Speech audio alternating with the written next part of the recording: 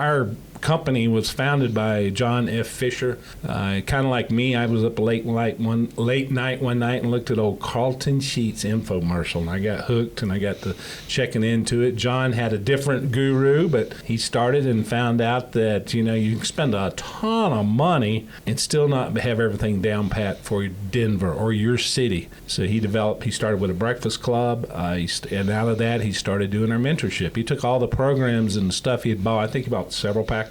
Yeah. And he combined it all down to his course, and he taught what's going on in Denver, Colorado. And we've taken that course, and we've evolved it very little over the days. The numbers have changed, as anybody that's been investing a few years know, but the basics are still there. We've had to adjust things. Back in the day, you could buy and hold it and make money day one. With the high interest rates, the high house prices, that doesn't work anymore. So we're constantly adjusting, but the core value of what we're teaching and is still the same. And right. John developed a thing he called the 10 Commandments of Investing. What's all that all about, Tim? Yeah, so these are codes to really live by and kind of follow. You don't have to go straight by them, but they're a set of ethics that you build this business in, and really make sure that you're doing the right things and you follow these basic rules, and you should be okay in this business in the long run. Short run, some things happen, and properties don't work out. Maybe something happened with the politics or the bank rates or something like that. But for the most part, if you follow these rules, you should be able to do great in this business. So Jim, why don't you take it away and give us rule number one. All right. Rule number one is, it's kind of not just a rule you want for real estate investing. This should be a rule for your life. Don't be greedy. I always say, a lot of people go, they highlight when people are in fear, they capitalize. And no, don't ever capitalize off anybody. Be a decent human being. Treat other people with respect. I always say, if you're going to get a deal, if you find somebody that's in a distressed situation, yes, help them out. But give them an offer that truly helps them. Don't be greedy. Make sure they can get a good offer. You, as an investor, need to make money. I don't know anybody that's really doing it as a charity and just has money to throw it away. We need to make money, but you still need to make room for whoever's going to the end buyer is. It could be little Billy and Susie, first-time home buyer. You don't want to take advantage of them. You want to give them a good deal as well. And trust me, if the numbers doesn't work in the project, move on. Tim's probably the saying he says 100 times a week is there will always be another deal. Treat people with respect. So go a long one way. thing you'll notice about our relationship, Jim always jumps ahead of things. We're going to get to two of those quotes you just said. I get excited. I can't control myself. But don't be greedy. Don't lose a deal over $500. Yeah. If you come down to an inspection item and it's $500, get it done. Take care of it. If there's something that, the buyer wants, make it easy, make it happen. It's not going to kill you. And that goes, but on the front side, do that as well. Just make sure you get the deal as long as the numbers work. I just jumped ahead too. I just pulled a Jim. So, so let's go to number 2. You make your money when you buy. Okay. Any investing, you make your money when you buy. And there are two caveats to that, or 2 rules to that. The reason you make your money when you buy is because you know what the deal is. All right. You figured out what the purchase price is. You know what the rehab budget is or should be, and you know what the ARV should be. And if all those 3 numbers come out to be the right thing, including your holding costs and closing costs, then you do the deal and you know the numbers before you buy. If you don't know the numbers going into the situation, then it's not going to be a deal. So, Jim, number 3. Number 3 is the numbers going into the deal. See, I jumped ahead of you this time. Yeah, but it's all about the numbers. If the numbers work, do it. But yeah, when do you make your money? On the buy. We teach our students and we live it ourselves. We're doing it, like I say, we've got 6 active flips right now. You need to be able to do your numbers right. You need to know you're going to get, if you get on the list like we tell our students to do, you're going to get tons of wholesale deals coming in. Agents are going to know that you're a buyer, and they're going to send stuff to you. They're going to send you a flyer with a beautiful picture of a house. They're going to say, hey, the ARV is like $300,000. Hey, the rehab budget's $10,000. So there's a gap like this. Well, if you get online, within a few minutes, you can come up with a realistic after repair value, the ARV. It's usually bring that down. You can look at pictures even before you go there and you get a good mind of an estimate, but we still want you to get your feet in the door if the numbers work out. But usually, here's the spread on the flyer, the beautiful flyer. Here's the spread on the actual deal. So you got to know the numbers before you even put an offer in. And, ARV, usually we tell our students kind of stick with that as you go through the project, and that is your sale price. You want to be able to say, my after repair value, if I do everything right, it's going to be worth this value. And you want to go up to that. Don't overdevelop a property. You don't want to put a $1 million bathroom in a $500,000 house. You want to look at what your neighborhood will support, too. That's a an important thing to know about the numbers. And you got to know the cost of money. Your holding costs, you got power bills, you got insurance, you've got a lot of stuff you got to factor in there and go, okay, all those numbers, put it in the spreadsheet. We've got a deal or no deal calculator. It says if everything goes good, this is your profit. If a little here, and in worst case scenario, here's your profit. You want at least one, hopefully two of those in a green color. But you've got to know your numbers going into the deal and try to stick with them. There's one group of people, when I first started getting into the education, they said, here's a piece of paper, you develop that, you rehab, and your maximum allowable offer. And they joked, if you've got a pencil, put it away. You have to do this in pen. Everybody like, why? It's like you do your numbers. Oh, that didn't work. Well, here, let me change that. Oh, now it works. No, you just changed the numbers. So do it in pen, and it's kind of hard to do it today because we do it digital. It's real easy to change it. We had a project we really wanted to get into, and we're like, well, what if we did this? What if we did that? What if we did this? And we went, finally, after hours of trying to make it work, we went back to the original numbers, and the deal just didn't work, and we walked away. Again, there's always another deal. All right. So number 4 is, and this is my favorite, don't listen to your realtors or real estate agents. I'm a real estate agent. And what we're really talking about, and what John was talking about, is learn how to run your numbers yourself. Okay? Learn how the numbers work.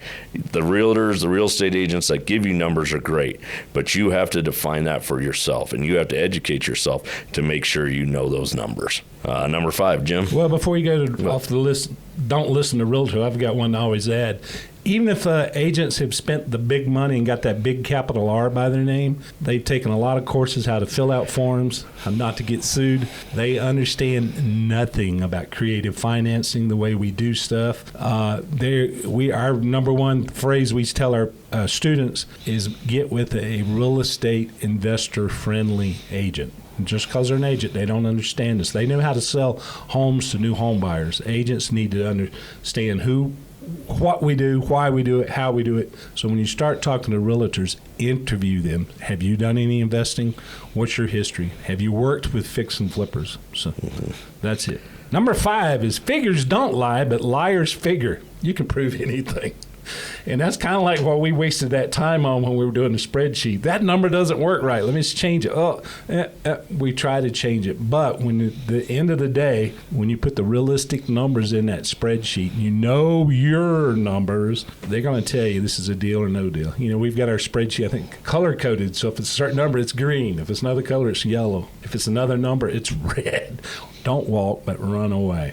So pay attention to your numbers. Here's numbers. Numbers are the most important thing out there in this whole conversation. So, all right, my favorite line, and you'll hear me say this over and over and over and over again. There will always be a deal. All right, guys. There are always deals in this business. Now, finding them is not always there.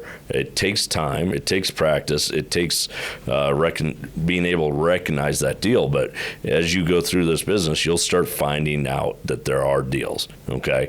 You just have to figure out what you're looking for and how to recognize it. And the key is recognizing it fast, so that you can make an offer on a property and make the deal go through. Or you recognize a deal that wasn't a deal until you change the numbers, and then you put in an offer that works for you. So there's always going to be a deal. It seems like most of our students in the first few months say there's never a deal. Well, then all of a sudden they find a deal, and they find 2 or 3 more after that. So there is always a deal. Yeah, we had one of our newest students, him and his girlfriend joined our club, and we were on a coaching call on Thursday, which we do every week with our students. Every Thursday we spend from 9 o'clock to 12 o'clock on Zoom calls going over any issues with our students. And he's like, well, I've joined your program. There's not a deal. I can't find a deal.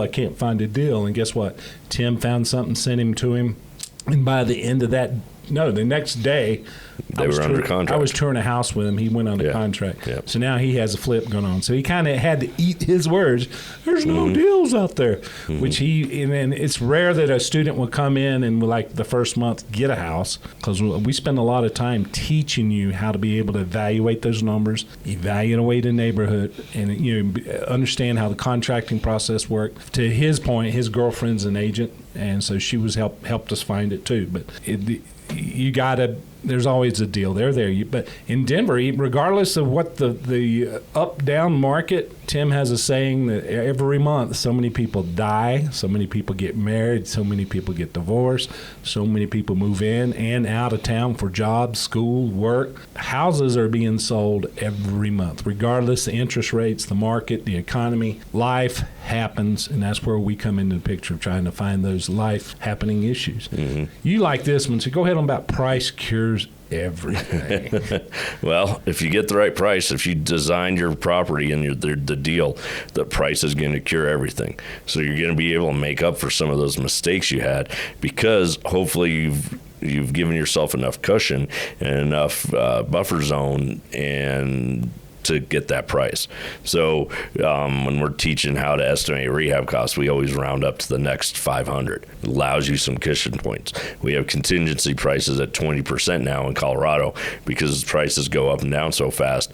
You really need to know that the contingency is there. So when you find the right price, you're going to be able to sell the house at that price, and that'll cure all the stuff from behind. Yep. Number 8 is know your options. There is always a solution. We teach our mentorship program focuses on fix and flip, how to find it ugly, find the money, other people's money, OPM. Other people's money, how to get with the right contractors, how to deal with those contractors, and go through the whole process. And then after you get it wrapped up, you stage it, and you flip it, you sell it out, or you fill it, and you put renters in, and you become a landlord. So we've got one class on whether you flip it or fill it. That's our primary thing. The thing is, if you learn the basics on that, how to flip a single-family house, you can convert that over into doing buy and holds. And we teach, as long as you're doing flips, you're making money. But when the hammers quit swinging, you stop making money. So we tell our students, learn the basics and then roll that over into eventually to do buy and hold. Start collecting a portfolio of rentals. And figure out what your plan B is. How are you flexible enough to do something else? So if you can turn it into a rental and refinance the money out of it and refinance it with a traditional bank, can you do that? Can you turn it into an Airbnb or VRBO? Is that legal, or is that able to do in your area? We'll go into Airbnb in a later episode as well. What can you do? If worst case scenario, do you move? And do you move into that house and turn your other house, your primary house, into a rental or some kind of income generating property like that? What is the option that you have in the long run? Because there's always something else that you can do. Today, back in the day when Invest Success started, buy and hold in the Denver area was great. A lot of people still are landlords, but they bought houses at a cheaper price. It was, some of them bought at high interest rate even back then. But right now it's hard to buy a house, make it pretty, have a mortgage, and rent it out the standard way in Denver. But it works in other cities. We found a couple of cities it works great in. You can make a good money. Another way, like you talked about, was Airbnb. Another thing is some of the people talking about is you can do house hacking, use an app called Pad Split, rent it out by the room. That works in Denver, and I know a lot of people are doing it. I've done house hacking myself. I had fun with it. We hosted accepted international students. We had a very select niche that we worked, but house hacking, pad. Another thing is if you can get the right house at the right price in the right location, there's a group called Oxford House. They do sober living homes. It's group homes. They buy the rent. They sign the lease with you. They manage the house and they keep the renters. If there's one person in the house or 10, your monthly check's the same. So there are a lot of options, and we always say yes. Plan A is my primary. I'm gonna flip it, make some short change, roll that over into something else. Some short time money, but going in, even the stuff we do in our 6 flips, we're looking at, okay, if it doesn't fly off the shelf, which I think we're getting 2 offers today too. We'll go into that in another episode. But have plan B, maybe have plan C, and always have other options to get out of it, and there's plenty of them. So number 9, successful people do what unsuccessful people are not willing to do. We talked about the John Fisher Breakfast Club in a couple different episodes. 7 a.m., it starts at 7 a.m. As Jim says, he gets up at 5. We have people drive in from Wyoming, from Summit County, from Colorado Springs. Yes, that's somebody willing to do something that other people aren't willing to do. Other things, go to networking events every night. Go find other people. Get educated. Pay for a mentor. Pay for a coach. That's what somebody who wants to be successful does. And it's really important that you do that stuff ahead of time and just don't think it's going to happen all at once. Because even though you sign up for a coach, it doesn't happen overnight. You have to learn and develop the skills. So do what successful people are willing to do and unsuccessful people are not willing to do. You don't just think about it and watch it on TV and go, wow, that looks really great. Get off HGTV because it's very unrealistic. Even they call it reality TV. It's not the way things happen in real life. Very seldom. But get off the couch, pull the trigger, take action. If you're interested in anything we've said in any of our podcasts, come to a class for free. You get the full class. It's not a sales meeting. It's an actual class with our students sitting around. You get to go through a class. Every class is different because we're in a different house, a different phase of the rehab. It could be the beginning. Okay, we're going to tear that wall out. We're going to do this. We may go back to that house later and it's down to 2x4s and you can see where walls were tore out. Then we'll try to go back to that same house later and okay, the sheetrock's up. It's starting to take shape. But come to that as our guest. You go to invest-success.com/first-class-free. Just go to our website and you look up in the top right-hand corner of the website. Click on that. Give us your name, email, and come join us and see what the classes are like. But all right, wrap this up. Pull the up. Trigger. Well, we got a little bit, about 4 minutes. Number 10, and probably number 10, number 1, don't be greedy, and number 10 are my 2 favorite. Number 10 is give back. Take the time to help somebody on their journey. I'm retired Coast Guard. I spent 20 years doing search and rescue, helping people, and that's carried over into everything I do. It's ingrained down. I was also a Boy Scout, being prepared, helping others. It's ingrained into me, but it's a good thing to carry in your day-to-day life, your business life, and how can you do that? Just like I said at the Breakfast Club, we had this young high school kid there. He came in a suit and tie. This guy everybody just fell in love with him. John Napolitan was like, take action today. Everything you need is in the room of the Breakfast Club. Anything you need is there, but take action. And if you're experienced, when you see somebody new come along, go, hey, I want to help you. What do you think you want to do? How do you think you want to do it? And they're going to say, I want to go down this road and do X, Y, Z. If you're experienced, you may go, dude, listen, I got burned that way. Don't do that way. You'll hear if you got these networking groups, young people, regardless of the age, but new investors say, hey, I'm willing to help. Do anything. Invite them to tag along, ghost you. Take them on tours of your house. But any way you can help others move forward, do it. Now, if you're greedy and it's all about me, I'm not sharing anything. When I moved and started getting investing in Denver, I thought the Denver metropolitan area, well, it is. It's huge. I drove 30 minutes to get to the studio to hang out with Cade today. But in the investing world, if you do something a little shady, a little bad, it's a small village. Word will travel out like wildfire. So do your best. As I said earlier, treat everybody with respect. Treat them as, give them some grace and care about them, and you'll go a long way. And word will get out about you. And you'll go, that Tim guy, he may look funny, but he's got a heart of gold. He's there to help you. I look really funny. So I was gonna say, yeah, give back, and guide them on the right way. If you don't know everything, guide them to the right places, help them learn who they should talk to and where they should go. So great time and really amazing stuff. Okay, so if anything has sparked your interest, number one is our... Have you restart just that intro? Okay. Just kind of wrap up. We've had a wonderful time here with Cade in Shoot Social Studios. I encourage you to see Cade for an awesome experience in his studio. But to wrap up, if we've piqued your interest, check out investsuccess.com, our mentorship program. We got a 12-month program for seasoned people. We got a 90-day program. And if that's too much for you to take on, we've got a 3-day, all-inclusive, intense training at the Marriott Courtyard on Curtis in Denver in January. It's a real low price of $14.99. That includes all the education, all your food for the weekend. If you want to use the hotel rooms, we got a special. It's $19.99. It's bootcamps.invest-success.com. Come see us at Breakfast Club. Come to one of our happy hours up north, down south. And like I say, come to one of our classes. Check it out and see what this investing stuff is all about. We're here for you. And go on and do a deal. Go do a deal. That's it. They're out there.